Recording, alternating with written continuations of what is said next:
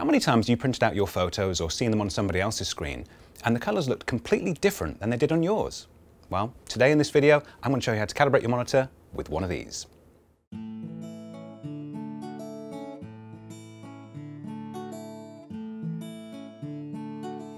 Whether you're using a cheap as chip screen or an HDR reference monitor, it needs careful calibration to accurately display colours, shadows and highlights, and white and grey tonality.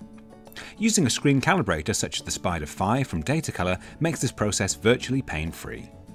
Before you start the calibration, make sure that your screen has been turned on for at least half an hour to warm up. Ensure that no intense light is falling directly onto your screen and that the overall room brightness is quite dim. And of course, make sure that your calibration device is plugged into your computer. If you're calibrating a laptop, make sure that it's plugged into the mains to stop it going into power saving modes. And turn off any automatic brightness settings so that the brightness remains consistent. Once you've fulfilled the 4 prelim steps, proceed to the display type screen. Desktop is for monitors or all-in-one devices like iMacs that reside in one location. Laptop is for screens that move around to different rooms and different lighting conditions. Choose your make and model from the drop-down menus. If your display isn't listed, select Other and type it in. If you need assistance at any point in the process, select Click to learn more. The Identify Controls screen determines which direct controls you have available on your monitor. Some screens have physical buttons or dials, some have a pop-up menu, while others, such as laptops or Macs, only have a brightness control.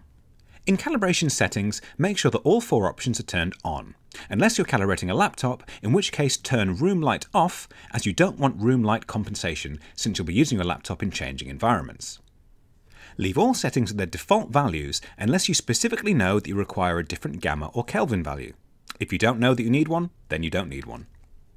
If you selected room light in calibration settings, you'll be prompted to place your calibrator on the desk next to the screen, which will measure the ambient lighting. Again, make sure that there's no direct light shining on the screen or the calibrator. Now you'll need to place your calibration device on your screen. The Spider 5 has a lens cap, which you'll need to remove.